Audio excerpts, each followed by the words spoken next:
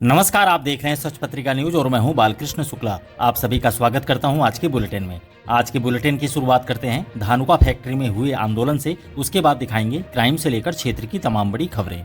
यदि आप चाहते हैं सबसे तेज सचोट सटीक खबरें तो चैनल को सब्सक्राइब करना बिल्कुल न भूलें। कोटपूतली के केसवाना औद्योगिक क्षेत्र में स्थित धानुका फैक्ट्री में काम करते समय एक ऑपरेटर की गर्म पानी के टैंक में गिरने से मौत हो जाने के बाद गुरुवार को मृतक के परिजनों और ग्रामीणों ने फैक्ट्री परिसर में बड़ा हंगामा खड़ा कर दिया। लगभग 5.5 घंटे तक चले विरोध प्रदर्शन के बाद ग्रामीणों और फैक्ट्री प्रबंधन के बीच हुई बातचीत में समझौता हो सका। जानकारी के मुताबिक बहरोड़ के इंदिरा कॉलोनी निवासी 38 वर्षीय मृतक कमलकांत पुत्र ओम प्रकाश वाल्मीकि मूल रूप से मुडावर का रहने वाला था और वह पिछले 3-4 सालों से इस फैक्ट्री में चिलर ऑपरेटर के पद पर काम कर रहा था। पनियाला थानाधिकारी मोहर सिंह ने बताया कि रविवार को काम के दौरान अचानक उसका पैर फिसल गया और वह गर्म पानी के टैंक में गिर गया। इस हादसे में उसका आधा शरीर बुरी तरह से झुलस गया था। अस्पताल पहुंचाए जाने के बाद उसे गंभीर हालत में जयपुर के निम्स हॉस्पिटल के लिए रेफर कर दिया गया था, जहां बुधवार को इलाज के दौरान उसकी मौत हो गई। कमलकांत की मौत की खबर मिलते ही परिजनों और ग्रामीणों में भारी आक्रोश फैल गया। गुरुवार दोपहर को बड़ी संख्या में लोग फैक्ट्री के बाहर एकत्र हो गए और मुआवजे की मांग को लेकर नारेबाजी और धरना प्रदर्शन शुरू कर दिया। इस दौरान बहरोड से कांग्रेस नेता संजय यादव, सरपंच वीरेंद्र गोठड़ी, मेघवाल विकास समिति के जिला अध्यक्ष सुबे सिंह मोरोडिया, हरदान जेलदार, आकाश मेहरड़ा, जगदीश मेघवाल, बदलू राम आर्य और अन्य कई नेता भी मौके पर पहुंच गए। मामले की गंभीरता को देखते हुए डीएसपी राजेंद्र कुमार बुरुडक, तहसीलदार रामधन गुजर, कोटपूतली थानाधिकारी राजेश शर्मा और पनियाला थानाधिकारी मोहर सिंह समेत भारी संख्या में पुलिस बल मौके पर तैनात किया गया।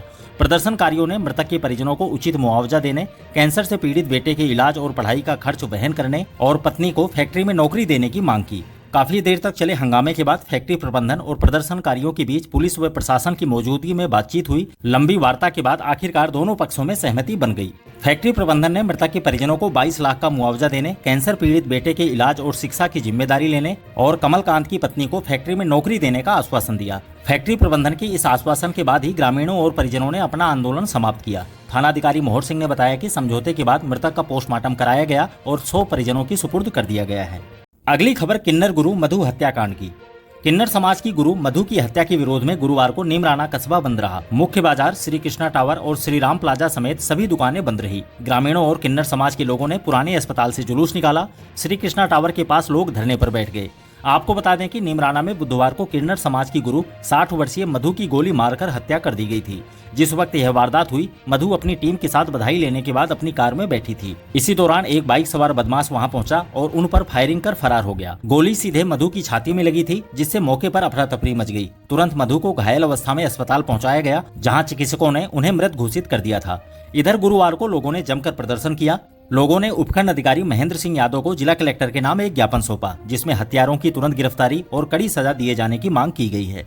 इस दौरान आयोजित श्रद्धांजलि सभा में पूर्व सरपंच, समाज सेवी, स्थानीय नेता और किन्नर समाज के लोग शामिल हुए। इस दौरान एसडीएम, तहसीलदार और डीएसपी सचिन शर्मा ने भी लोगों को समझाया। प्रशासन के आश्वासन के बाद 2 घंटे बाद धरना समाप्त हो गया। लोगों ने हत्यारों की गिरफ्तारी तक आंदोलन जारी रखने का संकल्प लिया है। थानाधिकारी ने कहा कि गुरु मधु समाज सेवा में सक्रिय थी। अपराधियों को जल्द पकड़ने के लिए विशेष टीमें गठित की गई हैं। अगली खबर पकड़े गए हिस्ट्री सीटर की। जिले के विराटनगर क्षेत्र में खेलते समय अवैध पिस्टल से फायर होने से बालक देवांश उर्फ देवा की मौत के मामले में पुलिस ने बड़ा खुलासा किया है। इस मामले में मृतक के पिता मुकेश पटेल को अवैध हथियार उपलब्ध कराने वाला हिस्ट्री सीटर आरोपी विनोद कुमार जाट को पुलिस ने गिरफ्तार कर लिया है। कोटपूतली बहरोड एसपी देवेंद्र कुमार बिश्नोई के निर्देशन में एएसपी वैभव शर्मा और डीएसपी विराटनगर सिप्रा राजावत की देखरेख में गठित टीम ने यह कार्रवाई की। विराटनगर थानाधिकारी सोहनलाल के नेतृत्व में पुलिस ने आरोपी को कोटपूतली जेल से प्रोडक्शन वारंट पर गिरफ्तार किया है। जानकारी के मुताबिक मृतक बालक के पिता मुकेश पटेल ने जिस अवैध हथियार को अपने पास रखा और लापरवाही से अपने बेटे को थमा दिया, वही हथियार हिस्ट्री सीटर विनोद जाट से खरीदा गया था। जांच में सामने आया कि आरोपी विनोद जाट पहले से ही एनडीपीएस एक्ट के एक मामले में न्यायिक अभिरक्षा में था। आरोपी विनोद जाट का आपराधिक रिकॉर्ड बेहद लंबा है। वर्ष 2019 से लेकर अब तक कुल 21 मामले दर्ज हैं। इनमें आर्म्स एक्ट, एनडीपीएस एक्ट, हत्या के प्रयास, लूट, चोरी, धोखाधड़ी, अपहरण और अवैध शराब परिवहन जैसे गंभीर मामले शामिल हैं। पुलिस थाना प्रागपुरा में ही उसके खिलाफ कई संगीन मामले दर्ज हैं, जबकि झुंझुनू जिले में भी उस पर मुकदमे चल रहे हैं। एसपी देवेंद्र कुमार बिश्नोई ने बताया कि आरोपी विनोद जाट हथियारों के अवैध कारोबार और संगठित अपराधों में सक्रिय रहा है। उसके कई साथी अपराधियों की भी तलाश की जा रही है, जिन्हें जल्द ही पकड़कर हथियार सप्लाई नेटवर्क का पर्दाफाश किया जाएगा। पुलिस की इस कार्रवाई के बाद देवांश मौत कांड में जांच और गहराई तक पहुंचने की उम्मीद बढ़ गई है। पुलिस का दावा है कि हथियार सप्लायर की गिरफ्तारी से मामले की परतें खुलेंगी और जिम्मेदारों पर सख्त कार्रवाई की जाएगी। अब लूट मामले की अगली खबर। जिले की नीमराना थाना पुलिस ने 20 लाख रुपए की फिरौती मांगने वाले कुख्यात बदमाश बिमलेश सैनी उर्फ युवराज उर्फ टाइगर को गिरफ्तार कर बड़ी सफलता हासिल की है। आरोपी के साथ घटना में शामिल एक बाल अपचारी को भी निरुद्ध किया गया है। यह घटना 30 अगस्त की रात उस समय की है जब माधो सिंहपुरा निवासी परिवादी अजय आनंद को ऑफिस से घर लौटते वक्त बिमलेश सैनी और उसके साथियों ने रोक लिया था। आरोपियों ने अजय आनंद को बंदूक दिखाकर पहाड़ियों में ले जाकर 20 लाख रुपए की फिरौती मांगी और धमकी दी कि पैसा न देने पर जान से मार देंगे। इसी दौरान बदमाशों ने उसके पास मौजूद 39,000 रुपए नकद और गले से चांदी की चैन भी लूट ली। डर के कारण पीड़ित ने तुरंत किसी को इस संबंध में कोई जानकारी नहीं दी, लेकिन अगले दिन पुलिस थाने में मामला दर्ज करवाया। इस घटना के बाद कोटपुतली बहरोड एसपी देवेंद्र कुमार बिश्नोई के निर्देशन और एएसपी शालिनी राज तथा वृत्ताधिकारी सचिन शर्मा के सुपरविजन में थानाधिकारी राजेश कुमार शर्मा के नेतृत्व में विशेष टीम का गठन किया गया। पुलिस ने सीसीटीवी फुटेज, आसूचना और मुखबिर तंत्र के जरिए आरोपी की पहचान कर उसे दबोच लिया। आरोपी बिमलेश उर्फ टाइगर थाना क्षेत्र का कुख्यात हार्डकोर अपराधी है और थाने के टॉप 10 हिस्ट्री सीटर में शामिल है। पुलिस ने घटना में प्रयुक्त मोटरसाइकिल भी जब्त कर ली है। जांच में सामने आया है कि टाइगर के साथ कई और आरोपी इस वारदात में शामिल थे, जिनकी तलाश जारी है। फिलहाल पुलिस आरोपी से गहन पूछताछ कर रही है ताकि उसके बाकी साथियों और अपराध नेटवर्क का भी पर्दाफाश किया जा सके। इस कार्रवाई से इलाके में दहशत फैलाने वाले अपराधियों पर पुलिस की सख्त कार्रवाई का संदेश गया है। अब नारायणपुर में हुए हादसे की खबर। जिले के नारायणपुर थाना क्षेत्र में पत्थरों से भरी ट्रैक्टर ट्रॉली ने बाइक को टक्कर मार दी। हादसे में बाइक सवार युवक गंभीर रूप से घायल हो गया। यह हादसा जयपुर रोड बाईपास स्थित पेट्रोल पंप के पास चौगान मंदिर रोड पर गुरुवार शाम को हुआ। घायल के मामा सुगन चंद जाट ने बताया कि बड़नगर निवासी ऋषि जाट अपने घर से नारायणपुर के पास विजयपुरा मामा के घर जा रहा था। इसी दौरान जयपुर रोड पर सामने से आ रही पत्थर से भरी ट्रैक्टर ट्रॉली ने टक्कर मार दी। हादसे में ऋषि गंभीर रूप से घायल हो गया, जिसके पैरों में गंभीर चोटें आई हैं। घटना के बाद आसपास के लोग मौके पर एकत्र हो गए और तुरंत घटना की सूचना पुलिस को दी। वहीं टक्कर मारने के बाद ट्रैक्टर चालक मौके से फरार हो गया। लोगों ने तुरंत उसे घायल अवस्था में नारायणपुर सीएचसी पहुंचाया, जहां प्राथमिक उपचार के बाद गंभीर हालत को देखते हुए चिकित्सकों ने उसे उपचार के लिए जयपुर रेफर कर दिया। पुलिस मामले की गंभीरता से जाँच कर रही है। अगली खबर बानसूर में हुई लूट। जिले के बानसूर क्षेत्र में लहसुन बेचने वाले युवक से लूट की वारदात सामने आई है। लेखड़ी के पास धनकड़ा गांव में एक बाइक से युवक लहसुन बेचकर वापस लौट रहा था। इसी दौरान अज्ञात बाइक सवार युवक लूटपाट कर फरार हो गए। बानसूर में रहने वाला मेंबर बंजारा ने बताया कि वह गांव-गांव में बाइक से फेरी लगाकर लहसुन बेचता है। लेखड़ी गांव से लहसुन बेचकर वापस बानसूर आ रहा था। इसी दौरान धनकड़ा के पास उसकी बाइक को 3-4 युवकों ने रुकवा लिया और बाजरे के खेत में ले गए। वहां उन्होंने उसके गले से सोने का ताबीज छीन लिया। साथ ही लहसुन बिक्री से मिले करीब 8-10 हजार रुपए भी लूटकर फरार हो गए। घटना की सूचना मिलते ही बानसूर पुलिस मौके पर पहुंची। पुलिस ने पीड़ित से पूछताछ कर आवश्यक जानकारी जुटाई। इस घटना के बाद ग्रामीणों ने इलाके में पुलिस गश्त बढ़ाने की मांग की है। अब लीकेज की समस्या। कोटपुतली शहर की प्रमुख सड़कों पर पेयजल लाइनों में लीकेज होने से रोजाना हजारों लीटर पानी नालियों में व्यर्थ बह रहा है। शहर के श्री राम भवन से लेकर पुरानी नगर पालिका तक मात्र 100 मीटर की दूरी में ही 5-6 जगह पाइपलाइनें टूटी हुई है।